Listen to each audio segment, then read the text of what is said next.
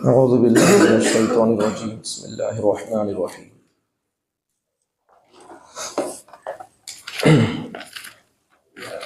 कुरान मजीद का आखिरी सूरा तरतीब के एतबार से उसकी तफसीर चल रही है। आज शायद आखिरी सबक होगा। वसवसों पर बात चल रही थी कि शैतान इंसान के दिल दिमाग में वसवसे डालता रहता है। अब ये वसवसे शैतान कैसा पैदा करता है, असबाब क्या है उसके कल बता दिया था।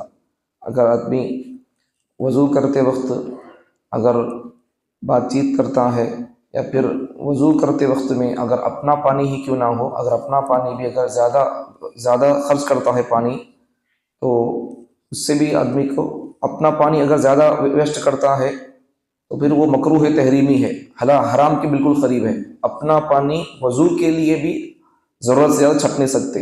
अगर मस्जिद का पानी है तो फिर ये तो हराम है खुला, इसकी मिल्कियत नहीं है, ये कोई इसका मालिक नहीं है, खुदा मालिक है। तो फिर हमें उसके बंदे ज़रूरत के लिए क्या ज़रूरत पड़ता है कि वज़ू की उतना इस्तेमाल करना, ज़्यादा छट बोले तो फिर हराम हो जाता है। फिर मस्जिद का पानी ज़्यादा छटेंगे फिर हराम। एक पॉइंट समझो, जब मस्जिद का पानी अगर हम ज़रूरत से ज़्यादा इस्तेमाल करते हैं, 2 डब्बे लगते, मिसाल के तौर पर 2 डब्बे लगते पानी वज़ू के लिए, हम नल छोड़ के बातें भी कर रही हैं, नल छोड़ के दूसरे और काम भी करती हैं बोले तो फिर मिसवाक भी कर रही, पानी जा रहा है, सुन्नत के बहाने से हराम कारी हो रही है। यहाँ पर सुन्नत के बहाने से यहाँ पानी जा रहा है, मस्जिद का वेस्ट हो रहा है, हराम है ये। हराम करके नमाज में आएंगे तो फिर नमाज में कहाँ मजा मिलेगा। शैतान अब शुरू कर लेता वसवसे। पॉइंट समझो, जब मस्जिद का पानी वज़ू इबादत के लिए जायज़ नहीं है ज़रूरत से ज़्यादा, तो फिर मस्जिद का पैसा मस्जिदों की कमरे रूमा हराम के लिए देंगे तो फिर जायज़ होगा। ये तो खुदा के साथ जंग का ऐलान है। देख लेंगे अल्लाह, देख लेंगे बोलकर सूद मस्जिद के पैसों को लेना भी नहीं, देना भी नहीं। जब अल्लाह खुद हमारे लिए बोल रहा है कि तुम ना लो ना दो बोलकर, फिर अल्लाह अपने पैसे अपने घर के कैसे देगा, देने तैयार हो सकता है। हम मुसलमानों को होश में आना चाहिए, इस्लाम पर अमल करना है, गैरों की नकली नहीं करना है। गैरों की नकली करेंगे वो जहां जाएंगे हम वहां चले जाएंगे, फिर नहीं जाना है हमको। हमारे खुदा के हुक्म पर अमल करना है। नमाज का हुक्म किसका है, कहाँ है? कुरान में है। सूद से बचने का हुक्म भी कुरान में है। जिस कुरान में नमाज पढ़ने का हुक्म है, रोजे रखने का हुक्म है, उसी कुरान में ज़कात देने का भी हुक्म है, उसी कुरान में सूद से बचने का भी हुक्म है। बचना चाहिए। कितनी हिम्मत की बात है, अल्लाह के घरों की कमरों को, अल्लाह के घरों के जंगलों को, मड़ियों को बेच देना, या फिर अपनी जरूरत की अपनी बच्चियों की शादी के लिए बेच के खा लेना।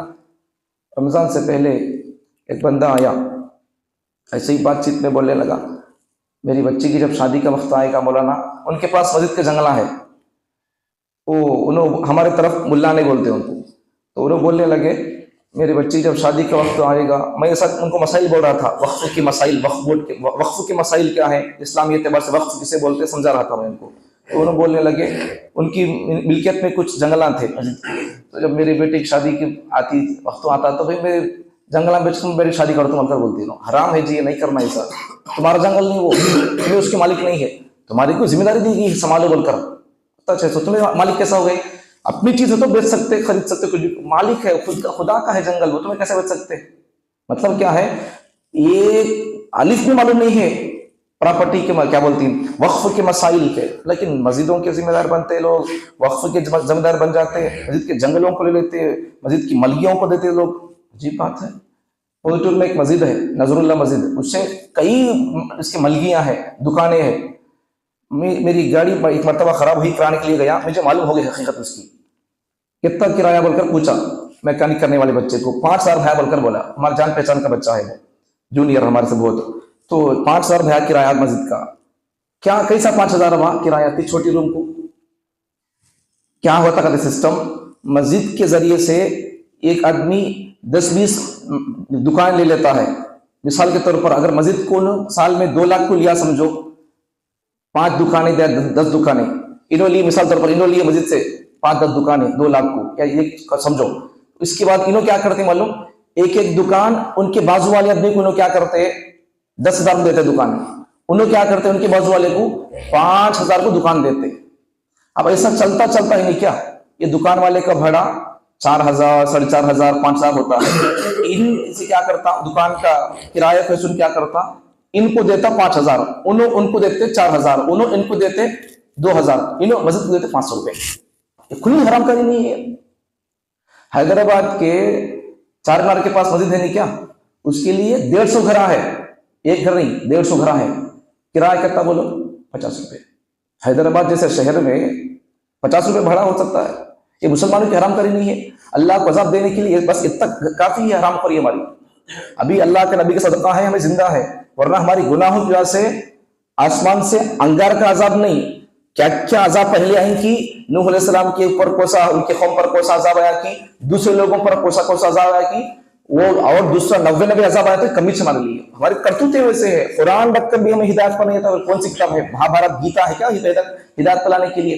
लोग कुरान रखकर, कुरान जिंदा किताब रखकर हमें शिर्क में है, तो फिर मुर्दों की पूजा कर रही है, पत्थरों की पूजा कर रही, तो फिर क्या खाक हम अल्लाह को मुंह दिखाएंगे? अगर ये किताब ना होती तो फिर क्या हाल होता हमारा? किताब रखकर ही हाल है शिर्क का, तो फिर किताब ना होता तो फिर क्या हाल होता? जी बात है। अल्लाह को क्या मुंह दिखाएंगे हमें? या नबी, या अल्लाह इसका तो भेजा था क्या तुम शिर्क करो बोलकर, रस्म रिवाज करो, इसलिए अल्लाह भेजा था नबियों को? जरूरत नहीं थी अल्लाह कैसा करा? ऐसा शिर्क करते लोग बोले तो फिर नबियों को भेज कर भी बेफायदा है, तो अल्लाह नहीं भेजते थे। फिर इस पर 3 साल तक नबी सल्लल्लाहु अलैहि वसल्लम को तकलीफ क्यों पड़ना पड़ा? एक वही कितनी गर्म होती है, हम सुनते हैं तो हमें बोल रही, तुम्हें सुन रही, क्या भी मुश्किल नहीं है। कुरान याद कर लेती, 10 मरतबा बैठ को पढ़ लिए आयत याद हो जाती है, कोई मुश्किल नहीं है। लेकिन नबी सल्लल्लाहु अलैहि वसल्लम पर जब ये कुरान उतरता था, अम्मा आयशा फरमाती हैं, फुल ठंड के मौसम में भी नबी सल्लल्लाहु अलैहि वसल्लम के ऊपर जब वही आती थी तो नबी के पेशानी से पसीना टपकता था। कुरान का वो पावर, उतना वजन कुरान ही है। ठंड काले में भी गर्मी के सर का पसीना निकलता था, वो तो कुरान कितना गर्म होगा।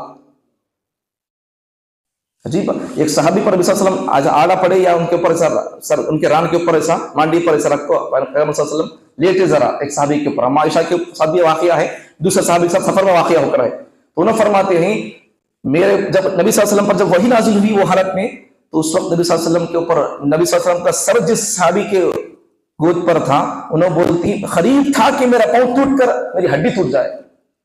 इतना वजनी कलाम ये हमें पढ़ रही भी, सुन रही, फ्री में क्या भी नहीं हो रहा इससे। क्यों? जब ये गर्म कलाम जब नबी सल्लल्लाहु अलैहि वसल्लम के सीने से होकर आ गया तो फिर वो फिल्टर करके छोड़ दिया। ऐसा डायरेक्टली करंट हमें अगर ट्रांसफार्मर से लिए, बोर्ड को लगा दिए, वहां जाकर ट्रांसफार्मर से लगा दिए तो लाइट हमारी जल जाती है। ये जब ऐसा इस सिस्टम से होकर आता, फिर ये इसके अंदर कंट्रोलिंग आ गई। वैसा कुरान भी गर्म था, जब नबी के सीने से होकर आया तो फिर कंट्रोल आ गया उसके अंदर, गर्मी खत्म हो गई, उसकी हरारत, गर्मी बुर्दत के अंदर बदल गई, ठंडक के अंदर बदल गई है। नबी के कितना सदका हमारे ऊपर, सुन रही, पढ़ रही, जिंदा किताब रखकर भी हम मुर्दे कामा करें तो फिर कोई और दूसरे दुनिया की कौम शिरक करती है तो करे। दुनिया के अंदर इस्लाम को छोड़कर दूसरे जितने धर्म है, आसमानी धर्म, यहूदियत ईसाईयत के साथ मिलाकर इस्लाम को छोड़कर सब धर्मों के अंदर शिरक का सबक है, सब शिरक में मुब्तला है। यहूदी मजहब भी, उनके पास आसमानी किताब रहकर भी, ईसाई मजहब भी उनके पास आसमानी किताब रहकर भी, लेकिन अगर से वो किताबें बदल गई हैं, लेकिन फिर भी वो लोग भी अपने पास आसमानी किताब है बोलकर उनका दावा है, फिर भी वो लोग शिर्क में मुब्तला है। सिर्फ मुसलमान एक कौम इस मजहब के अंदर, इनकी किताब के अंदर शिर्क का रद है, शिर्क का कोई सबक नहीं है, लेकिन फिर भी मुसलमान कौम देखो शिर्क कर रही, तो फिर अल्लाह पूछेंगे, क्या बंदे में तुझे शिर्क करने के लिए पैदा किया था? तो अल्लाह को हम क्या जवाब दे सकते हैं? चले, तो ये बात है। ये जब ये चीजें हो जाएंगी, वजू करते वक्त आदमी वेस्ट पानी छोड़ दिया, अगर तुम्हें जरा देखो, गौर करो, जरा डब्बा लेकर वजू करके देखो, पानी कितना खर्च होता।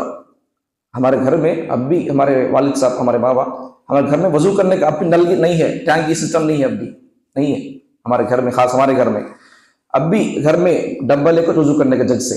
हमारे घर में जब वजू करती नहीं, हमारे बाबा एक ही डब्बे वजू कर लेती है, एक ही डब्बा वजू, पूरा विश्वास के साथ वजू करती है, एक ही डब्बा काफी होता है उनके लिए। हमें वजू कर तो कम से कम 2 डब्बे होना।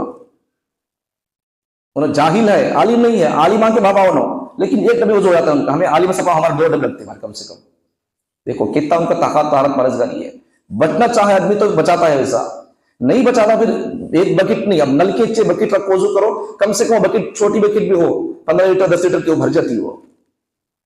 अब ऐसे, अब ये अब अपना पानी है घर का तो फिर मकरूह तहरीम हराम के करीब है, अगर मस्जिद का है तो फिर वो हराम ही खुला है। जब हराम कारी करके मस्जिद को आएंगे अल्लाह के घर में, तो फिर अल्लाह की नमाज में मजा कहाँ आएगा? मजा नहीं आता है, शैतान वो सोचे डालता रहता है। इसलिए इस किस्म के हमें कामों नहीं आना है, बचना है। बचे तो इतनी अल्लाह के पास, अभी हमारी ताकत में जितना है मैं उतना करे तो अल्लाह को जाकर बोल सकते हैं, अल्लाह मेरी ताकत में जितना था कर लियो बोल सकते हैं। खुल्ला हमें हराम कर को अल्लाह को जाओ क्या मुँह दिखाएंगे। चलिए, हजरत गंगोई रहमतुल्लाह हमारे बुजुर्गों में से हजरत गंगोई रहमतुल्लाह कब्तली फ्रीडम फाइटर में, कब्तली हिंदू स्कूल की कहानियों में इनका नाम सुने क्या? गंगोही बोलकर, रशीद अहमद गंगोही नाम सुने क्या? स्कूल किताबों के अंदर नहीं आता, स्कूल किताबों के अंदर एक गंगोही बोलकर हमारी तारीख, इस्लामी तारीख किताबों के अंदर है। इन्हों फ्रीडम फाइटर में से है। 1850 की जंग में इनका भी हिस्सा है। नाम नहीं आता हमारे बुजुर्गों का। हजरत कासिम नानोती रहमतुल्लाह अलैह इनका भी हिस्सा है। आगे चले, हजरत रशीद अहमद गंगोही रहमतुल्लाह अलैह, इन्हों देखो वसवसे के बारे में इनका किस्सा है। एक मरतबा इन्हों हजरत गंगोही रहमतुल्लाह अलैह, रशीद अहमद गंगोही, इनका गांव का नाम गंगोह यूपी में है। देवबंद, गंगो, सहारनपुर, थाना भवन, नानोता, ये वहां के बड़े अच्छे मशहूर गवाह के। तो ये बुजुर्ग रशीद अहमद गंगोही, इनका गाँव गंगो, तो वहां के रहने वाले। मतलब इन्होंने वजू कर लिए, वजू करने के बाद वजू कर को नमाज को आको खड़ना बोलकर नियत कर लेती ही, दिमाग में वसवसा आता है, दिल दिमाग में क्या बोलकर, तेरा अभी एक हाथ धोए नहीं तुम्हें बोलकर वसवसा आता है। वो काको बोल को जाको हाथ धो लेती, वजू कर लेती, फिर दोबारा फिर आकर फिर नमाज के लिए खड़ते रहती, तो फिर वसवसा आता, तुम्हारा बायां हाथ भी धो को नहीं है देखो बोलकर। ठीक है, जाकर वजू कर ले, फिर आती दोबारा हाथ धो ले को, वजू कर ले को। फिर तीसरी मरतबा बता चलो नमाज पढ़ते रहते, तुम्हारा पाँव का एड़ी का हिस्सा सूखा है बोलकर। अपने दिल में सोचती, मैं सही में वजू क्या तो सीधा नहीं करूँ, तो ये वसवसा है शैतान की तरफ से। सोचती है सोचती मैं वजू तो अच्छा कर लूँ, तो बार बार कई बार वसवसा ये वसवसा अपना मैं नहीं करूँ को आता नहीं है, शैतान की करता है, मुझे खुजाता है, और आप अपने आप को बोलने लगे चल आज मैं बगैर वजू के नमाज पढ़ता हूँ बोलकर आ जाती हूँ। मतलब क्या है, जब वसवसा आता है तो उस पर अमल नहीं करना, ये तो उसका इलाज। वसवसा आ गया तो बार बार धोते गए तो फिर नमाज नहीं पढ़ सकते, क़यामत तक वजू कर लेते रहना पड़ता। बाद लोग एक किस्म तो ये, इससे सबक क्या है, वसवसा जब आता है तो क्या करना है, उस पर अमल नहीं करना। तो जब बाद लोगों की हाथ होती है, उनके ऊपर असर हो जाता, तो वो लोग क्या करते, शैतान उनको खिजाता रहता वसवसे डाल को, क्या करते, आधा आधा घंटा तक वजू करते रहती है, वो आधा आधा घंटा तक वजू करते रहती है। शैतान उनको असर करता था, तेरा ये सूखा है, ये सूखा है, धोले बोलकर धोले हाथ बैठता हूँ, वजू नहीं हुआ तो नमाज कैसे होती बोलकर खिकरता रहता, इन खिकरा लेता था शैतान से, वजू कर लेता था आधा घंटा रहता था। असल में ये सब लोगों को शैतान के वसवसे से जिन्नातों का असर होता है, उनको नहीं होना, वसवसे पर अमल नहीं करना। देखो 40 या 50 साल पहले की बात है, लाहौर के एक बड़े ऑफिसर रिटायर्ड हो गए। वो आदमी पड़ोसी मुल्क के एक बुजुर्ग थे, पीर जुल्फिकार साहब बोलकर, इंजीनियर भी थे, उन्होंने हाफिज आलिम भी थे। अभी करीब में 1 महीने के अंदर उनका इंतकाल हुआ। तो उनके ऊपर अभी बैठ कर को था एक ऑफिसर आदमी रिटायरमेंट। बाद में हजरत ने उससे पूछा, भाई तुम्हें हज करे क्या बोलकर, मालदार आदमी है, प्रोफेसर था, ऑफिसर बड़ा ऑफिसर था, तो उससे पूछे हज करे क्या तुम्हें बोलकर, पूछे उनसे बैठ हुए। तो वो आदमी बोलने लगा नहीं मैं हज नहीं किया। तो हजरत उसे शौक दिलाई, हज करो तुम्हारे पर हज फर्ज है, ऐसा बोलकर शौक दिलाई। अच्छा हजरत बोलकर आदमी हज के लिए तैयारियां करने लगा, दाढ़ी छोड़ लिया, बस पूरा लिबास सब चेंजिंग हो रहा है, अच्छा रास्ते में आ रहा है। एक मरतबा हुआ क्या, इसके घर को इसके सगे है, घर को इसके भाइयां बहना कौन किया है सगे आकर अब उसे भड़काने लगे। अब सूरह के आखिर में है नहीं, जिन्नती वन्नास बोलकर उसकी तफसील में आता वाक़या ये। तो लोग भड़काने वाले कभी कभार शैतान भी होते हैं, भड़काने वाले कभी कभार इंसान भी होते हैं। अब जब इसके आए सो घर को सगे रिश्तेदार क्या बोले, इसका आदमी दोस्त क्या बोलने लगा, इससे क्या हुआ, क्या किस्सा है। जब बीमार हो गया आइन तो घर को आदमी आकर देखने लगे, रिश्तेदारों का आए और उसे देखने लगे और उसकी बीमार कुर्सी करने लगे, कैसा है जानवर कर पूछने लगे। तो उन बोलने लगा भाई मैं हज को जाने वाला हूं बोलकर उन बोलता था लोगों को। हज के लिए बस 2 महीने बाकी थे, इन पूरा पासपोर्ट तैयारी एहराम सब मंगा लिया, बस 2 महीने बाकी है हज को जाने के लिए। 2 महीने के बाद अब हज को जाना पड़ता, बिल्कुल करीब था हज के महीने भी। तो ऐसे वक्त में क्या हो गया, बिल्कुल करीब हज के वक्त में इसके घर को दोस्त और भैया आ गए, इसे भड़का दिए। आइए साहब सब लोग उसको भड़का कर को उसके जज्बात को निकाह ठंडा कर दिया। बाद में क्या हो गया, हज की तैयारी कर लिया सो बंदा, हज की तैयारी कर ले को पासपोर्ट दाढ़ी छोड़ लिया सो बंदा, बाद में नहीं क्या किसी के भड़काव में आकर सब निकाल दिया। बाद में क्या हुआ, उसके बाद बीमारी भी इसकी अच्छी सेहत भी मिल गई उसे। इन हज के बाद, हज के 2 महीने बाद उसको हार्ट अटैक हुआ। बाद में वो आदमी हज करे बगैर मर गया। हज किया नहीं, शौक दिले हजरत उसे, जात को तैयारी कर लिया।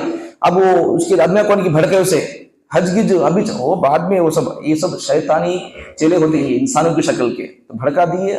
बाद में हज को जाकर लोग आ भी गए। लोग हज को जाकर आने के बाद हज के महीने के 2 महीने के बाद इसे हट रखा को मर गया। अगर जाता तो और हज कर लेता था, गुनाह हो गया। इसे भी गुनाह, भड़काने वालों को गुनाह।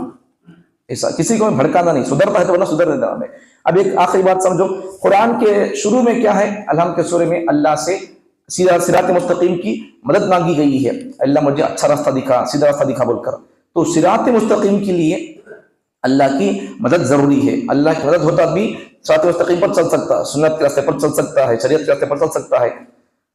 तो समझने की बात क्या है यहाँ पर, सिरात मुस्तकीम के लिए अल्लाह की मदद होना, अल्लाह की मदद के लिए सिरात मुस्तकीम होना। नोट करने की बात, पॉइंट करने की बात यह है। तो सिरात मुस्तकीम सही रास्ते पर चलने के लिए, शिर्क से बचने के लिए, गुनाहों से बचने के लिए, ये सीधा रास्ता है। ये शिर्क से बचना, गुनाहों से बचना, सही रास्ते पर आना, ये सिरात मुस्तकीम है। तो अब ये सिरात मुस्तकीम पर सीधे रास्ते पर आने के लिए क्या होना, अल्लाह की मदद होना। अब अल्लाह की मदद के लिए सिरात मुस्तकीम होना, दो चीजें, इसे बोलते हैं लाजिम मलजूम। ये हो तो वो होना, वो होना का तो ये होना वैसा। तो सिरात मुस्तकीम के लिए अल्लाह की मदद होना और अल्लाह की मदद के लिए सिरात मुस्तकीम होना। तो इन दो चीजों को हासिल करने के लिए बंदा सुधरने के लिए, सुधरने के रास्ते पर आता है तो फिर शैतान उसको सुधरने के रास्ते पर जमने देता नहीं। सुधर गया तो भी उसे उस रास्ते पर ठिकाने को लगने देता नहीं। इसलिए वसवसों का जाल बिछाता है, उसे खराब करने के लिए शुकूक शुबहात दौड़ पैदा करता रहता है। इसलिए उस जाल को तोड़ने के लिए हमको सूरह के आखिर में अल्लाह से पनाह मांगने का सबक दिया गया है, अऊज़ु बिरब्बिन नास बोलकर।